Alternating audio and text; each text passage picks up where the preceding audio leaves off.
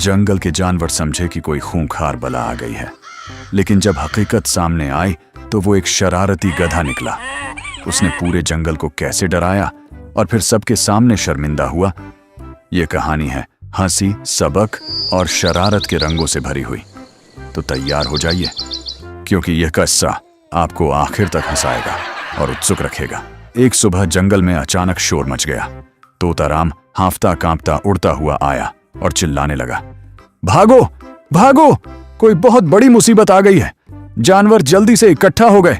बंदर डाल से झांक कर हंसा, तुम तो हर बात पर डर जाते हो। लेकिन तोताराम ने कांपती आवाज में बताया कि उसने पहाड़ी के पास एक अजीब सा जानवर देखा है। चेहरा तो गधे जैसा, मगर आंखें डरावने ढंग से चमक रही थीं, दांत नुकीले और पंजे बिल्कुल शेर जैसे। उसकी बातों से डर जंगल में आग की तरह फैल गया। जल्द ही एक बकरी भी हांफती हुई आई और बताया कि वह भी मुश्किल से उस बला के पंजों से बच पाई है। अब तो पूरे जंगल में खलबली मच गई। हिरण ने बोला, यह कोई मामूली बात नहीं। सांप फुफकार कर बोला, शायद हमें यह जंगल छोड़ देना चाहिए। उसी समय शेर सिंह, जंगल का राजा, एक दहाड़ के साथ आया। उसने गुस्से से पूछा कि यह कौन सा भूत या अजीब जीव है जो उसके इलाके में दहशत फैला रहा है। जानवर कांपते हुए बोले कि यह कोई साधारण जीव नहीं, बल्कि बहुत ही डरावना और अजीब है।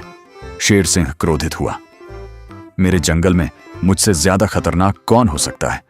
उसने घोषणा की कि वह खुद रात को पहाड़ी की उस गुफा में जाकर हकीकत का पता लगाएगा। रात को शेर सिंह चुपचाप गुफा के पास झाड़ियों में छिप गया। अंधेरा बढ़ता गया, सन्नाटा छा गया और फिर वह मंजर सामने आया। एक अजीब सा जीव बाहर आया, चेहरा गधे जैसा, शरीर पर सुनहरे बाल जैसे शेर के, पूंछ चीते जैसी और बड़े बड़े पंजे जैसे बब्बर शेर के। वह दृश्य इतना भयानक था कि शेर सिंह पसीने से तर हो गया। जंगल के इतिहास में पहली बार राजा ने दुम दबाकर अंधेरी रात में भागने में ही भलाई समझी। अगली सुबह सब जानवर इकट्ठा हुए कि राजा ने क्या देखा। शेर सिंह थका हारा और सिर झुकाए आया। उसने माना कि वह जीव सचमुच डरावना है और सबको सख्ती से कहा कि रात को गुफा के पास न जाना। लेकिन बंदर हंस पड़ा, हाँ, लगता है शेर खान की टाई टाई फिश हो गई है। पूरा जंगल ठाकों से गूंज उठा। शेर सिंह चुप रहा, मगर उसके दिल में संकल्प की आग जलने लगी। उसने ठान लिया कि वह अब डर से नहीं बल्कि बुद्धि से मुकाबला करेगा। अगली रात शेर सिंह फिर गुफा के पास आया। उसने देखा कि एक कुत्ता अंदर गया, लेकिन घंटों बाद भी बाहर नहीं निकला। शेर सिंह धीरे धीरे पिछली तरफ गया और अंदर झांका तो दंग रह गया।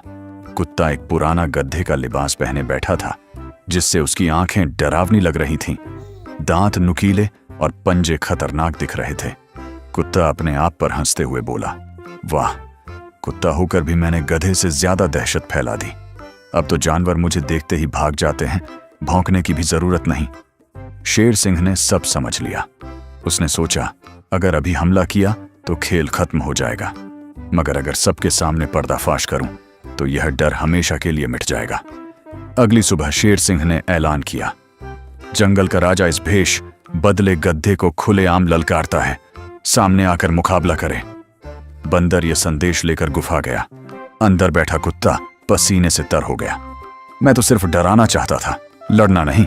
अगर न गया तो राज खुल जाएगा, और अगर गया तो शेर मुझे कुचल देगा। अब क्या करूं, मगर मजबूरन उसे आना पड़ा। पूरा जंगल तमाशाई बनकर इकट्ठा हुआ।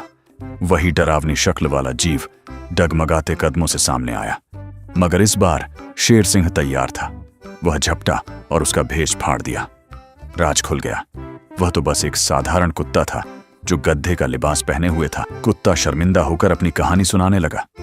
वह कभी एक सर्कस में था जहां उसे पीटा जाता और खाने को भी कम दिया जाता।